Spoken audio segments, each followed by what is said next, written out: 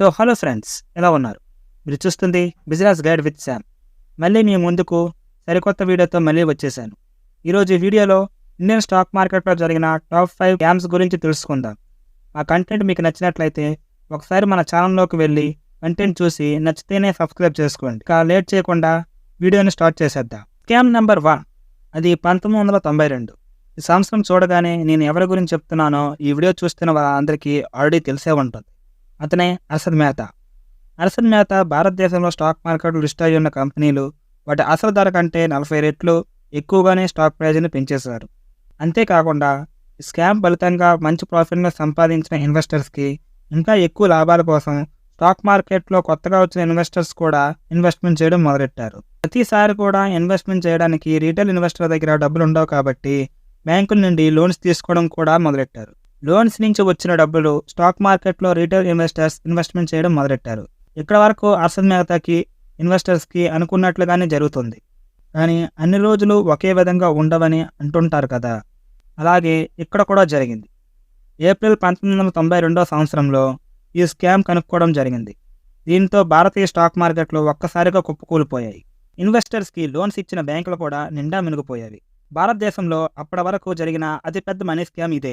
దాదాపుగా 5,000 కోట్ల వరకు ఈ స్కామ్ జరిగింది. ఈ స్కామ్ వలన సెన్సెక్స్ 4,500 పాయింట్ల నుంచి 2,500 పాయింట్లు పడిపోయింది. దాదాపుగా 1000 బిలియన్ మార్కెట్ క్యాపిటలైజేషన్ నష్టపోయింది. స్కామ్ నెంబర్ 2, రాజస్థాన్కి చెందిన ఒక మధ్యతరగతి వ్యాపారి చార్టెడ్ అకౌంట్ అయిన సిఆర్ బన్సాలి ఈ స్కామ్ను అమలుపరిచారు. బన్సాలి ఫేక్ ట్రాన్సాక్షన్స్ను ఉపయోగించుకొని దాదాపుగా ఫిక్స్డ్ డిపాజిట్, డిబెంచర్లు మరియు బాండ్ల ద్వారా 1992 నుంచి 1996 మధ్యకాలం వరకు 100 కోట్లను తనకున్న ఫేక్ కంపెనీలను ఇన్వెస్ట్మెంట్ చేశారు. 1996 సంవత్సరంలో మీడియాలో వచ్చిన ఫేక్ ట్రాన్సాక్షన్స్ వల్ల బన్సాలి స్కామ్ వెలుగులోకి వచ్చింది. దీంతో బన్సాలి ఇతర కొత్త పథకాలను ప్రారంభించకుండా నిషేధించడమే కాకుండా సిఆర్బి మ్యూచువల్ ఫండ్స్ను బిజినెస్ కూడా చేయకుండా సస్పెండ్ చేశారు. దాదాపుగా ఈ స్కామ్లో 20,000 ఇన్వెస్టర్స్తో పాటుగా 1,200 కోట్లు నష్టపోయారు.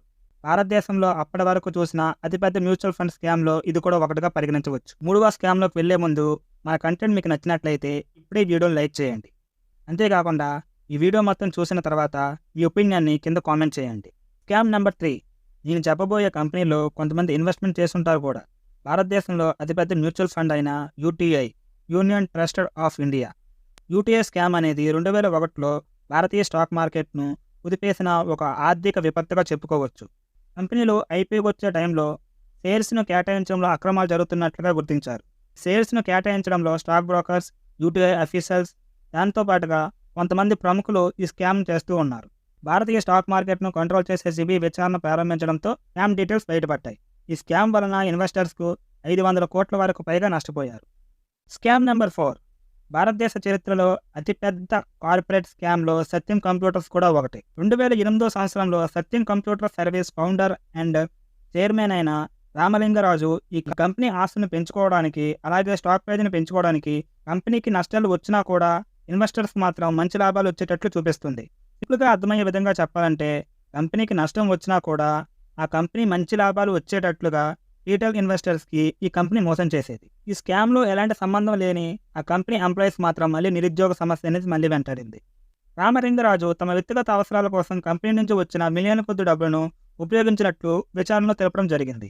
దీనితో అతనికి చివరగా అరెస్ట్ చేసి 7 సంవత్సరాల జైలు శిక్షను కూడా విధించారు. ఈ స్కామ్ వలన ఇన్వెస్టర్స్కు 14,000 కోట్లు నష్టపోయారు. స్కామ్ నెంబర్ 5, ఈ స్కామ్ స్టాక్ మార్కెట్ సంబంధించింది కాదు. అయినా కూడా ఈ స్కామ్ గురించి ప్రతి ఒక్కరు కూడా తెలుసుకోవాలి. ఎందుకంటే అనుకున్న అత్యాశ వలన ఈ స్కామ్ అనేది జరిగింది. అది 2011 భారతదేశ ఆర్థిక వ్యవస్థను కుదిపేసిన మరొక అతిపెద్ద ఆర్థిక వ్యవస్థ స్కామ్ ఇది. అదే సహారా స్కామ్. ఇందులో real estate, finance, media, Sahara bank, ఇలా సహారా గ్రూప్లో ఎన్నో ఉన్నాయి. సహారా గ్రూప్లో ఉన్న Sahara India real estate corporation limited, అలాగే Sahara housing investment corporation limited అనే 2 పథకాల ద్వారా ప్రజల నుండి డబ్బును తీసుకుని బాండ్లు ప్రజలకు ఇచ్చేవాళ్ళు. సహారా సెబీ యొక్క రూల్స్ అండ్ రెగ్యులేషన్స్ ఎప్పుడు కూడా పట్టించుకోలేదు. దీనితో సెబీ సహారాపై ఇన్వెస్టిగేట్ చేయడం మొదలెట్టింది. ఈ ఇన్వెస్టిగేషన్లో ప్రజల నుండి సహారా అనేది 25,000 కోట్లను స్కామ్ చేసినట్లుగా గుర్తించారు.